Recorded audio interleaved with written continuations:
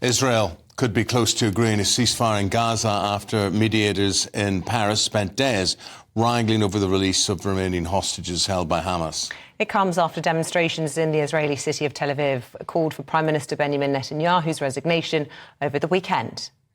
We're now joined by a member of Israel's parliament and former Israeli ambassador to the UN. That's Ambassador Danny Danon. Very good to see you, Ambassador. Good morning. Thank you for having me. Not at all. To people who would say, who look at the whole situation in Gaza and they say, October the 7th, awful, it had to be revenged, we get that, we go that far with you, but you've done enough, now stop. What would you say? It's not about revenge. It's about our future, about our security. We are determined to do whatever is necessary to prevent another October 7th. And as long as Hamas is in power in Gaza, we cannot sleep that night and wait for the next attack. So it's not about revenge. It's about making sure we can live safely in Israel. And before October 7th, we had a ceasefire. I want to remind everybody, we left Gaza in 2005, and look what happened. So we don't want to be in Gaza. We have no intention to stay there for the long term, but we are determined to eliminate Hamas, to release the hostages. Let's not forget, 134 people, including babies, are in the captivity of Hamas for almost 5 months. We don't know what the situation, we haven't seen footage, so we are determined about it. It's awful. Oh, it's awful. Your babies against their babies. I was with a lot of Jewish friends at the weekend, and they were saying, awful, October 7th, awful, something had to be done. And here's the mood that came across then. But they feel, but enough has been done. We've got to go easier now. We've got to change tact. Now, I'm sure you can understand why people think like that. What would you say to them? Well, it's not easy. It's not easy for the people of Gaza. It's not easy for us. You know, we sacrificed a lot. After October 7th, we mobilized hundreds of thousands of people into the military. We have evacuees, hundreds of thousands of people who left their homes in the north and in the south. So we also want to move on. But we cannot move on. We have to eliminate the threat. That's crucial for us. We cannot finish the job and allow Hamas to stay in power. So we have accomplished a lot, but we still have to go and make sure that we have a regime change in Gaza. And that's for the future not only of the Israelis, but also for the people in Gaza. They deserve a better future. If you leave them with Hamas now, it's only a matter of time until we will see more of the same. Ambassador, you'll have heard and seen, huge heated debate here in this country about, what politicians think should be happening in Gaza, whether there should be a ceasefire. The SNP, for example, calling it collective punishment of civilians in Gaza, which is controversial, of course. We've also seen the debates in the United Nations. There is a public discourse now. The mood seems to be shifting, and I wonder if that's the same within Israel. We've seen these demonstrations taking place over the weekend, people calling for Netanyahu's resignation, even families of the hostage members saying, actually, we don't want you to be obsessed with eliminating Hamas. We want to find a diplomatic resolution to this, and we want the hostages out. Is Netanyahu on borrowed time? No, I think we see unity in Israel. Last week we had a vote in the Knesset. 99 out of 120 MPs voted in support of the position of the government. And that was very rare, the numbers. And I think the unity is about the goals of the war, to bring back the hostages and to eliminate Hamas. And yes, we see the demonstrations of the families. I meet the families all day long.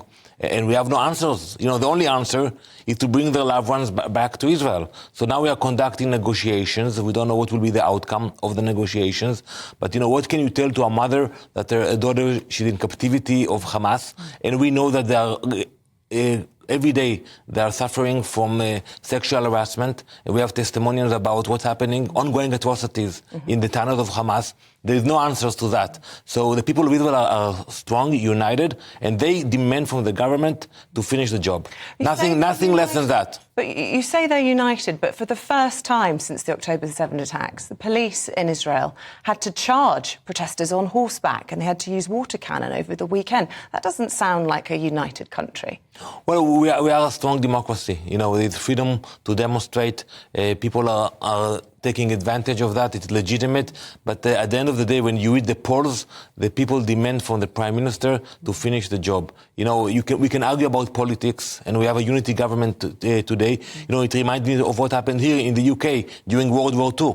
You left politics aside. You had a unity government. That's the same situation in Israel today. We don't deal with politics. We don't deal with legislation.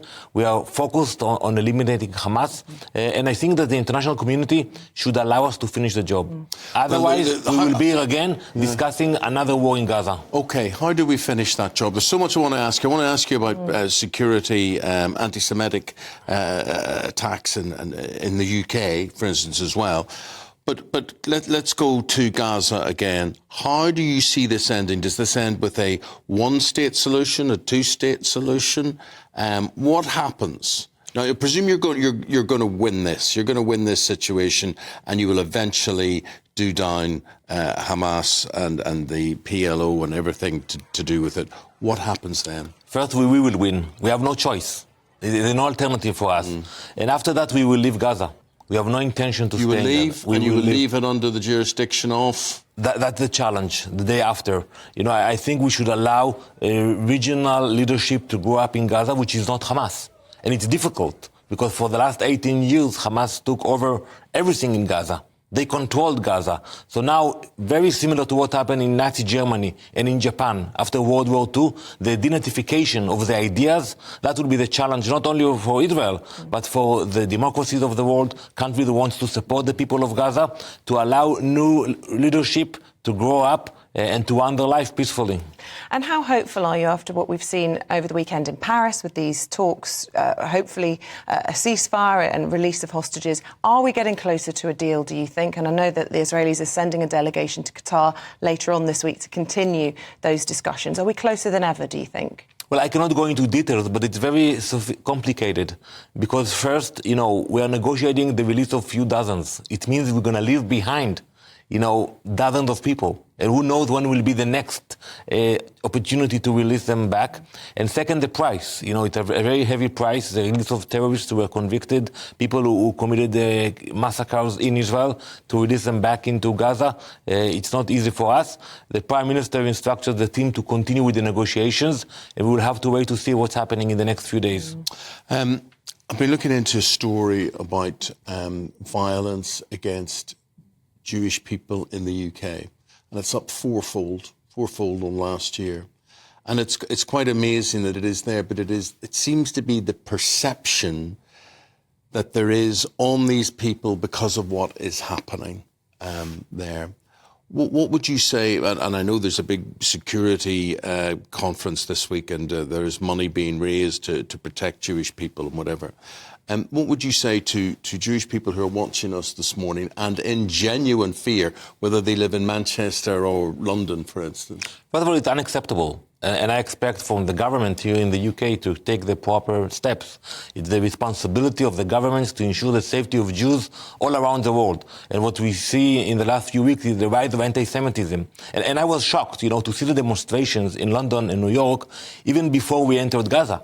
On October 8th, October 9th, we saw attacks against Jews in different countries. And it showed you that pure anti-Semitism. We haven't got into Gaza at that time. And I expect the government to take real steps against those people who attack Jews. And not only those who attack them physically, also verbally. That's what should happen now. Absolutely, and everybody would agree in condemning that. Just lastly, I want to ask you about the Rafah assault that's being planned. Western governments, United Nations, urging Israel to think again about this. Is it going to go ahead? And how do you justify an area being targeted that is housing over 1 million, predominantly women and children, but civilian people who've been told that that was the only safe place to go? I think we should have done it way back. And I expressed my opinion in different committees that I sit. And I think we cannot leave Rafah intact. So we will have to allow the population to move to another area, like we did in northern Gaza. And then we're going to have to attack the Hamas battalions who are there. Otherwise, it will be a safe haven for the Hamas terrorists that fled to Rafah. And they are finding shelter among civilians. So it will be a process. The first stage will be to allow the population to move out of Rafah to different areas.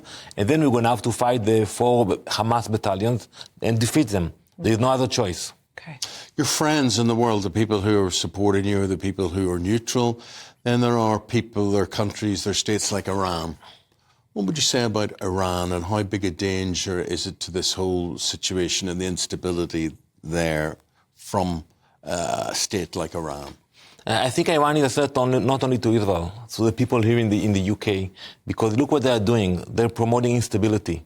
They're funding terrorists. You know, the drones that attack our communities, they attack the troops in Ukraine, they will attack Europe. It's only a matter of time. They provide the funds, the technology for terrorists. And yes, we are in the front line, so we suffer first. But it's same what happened with the vessels in Yemen. They attacked Israeli vessels. Today they're attacking the UK, the US. So it's a global threat, and no one can hide it. I know today people don't speak a lot about Iran because what's happening in Gaza and Ukraine, but the world will have to deal with Iran. Ambassador, final word. If there's someone, and there are going to be a lot of people who are very pro Palestinian argument and all of this, they're very pro Hamas. I'm not saying that in a violent way, but that is where their sympathies lie with these people who are in Rafah and generally there. What would you say to those people? Is there any conciliatory hand that you can offer them and you can say this is coming to an end, or this is what has to happen before we can indulge in talks? So first, we are a peaceful nation, and we proved it. We signed peace treaties with Egypt, with Jordan, with the UAE, with Bahrain, hopefully with Jordan, and hopefully with more countries that will join us. But if you actually care about the Palestinians, you shouldn't support Hamas. Look what they did in Gaza. You know, look at the amount of tunnels, at the infrastructure of terror. They took advantage of the money that you gave to the people in Gaza in order to build rockets. So if you really care about the future of the Palestinians, you cannot support Hamas at the same time. You have to think about the day after, who will be there, and how you can reconstruct Gaza. Ambassador Danon, thank you.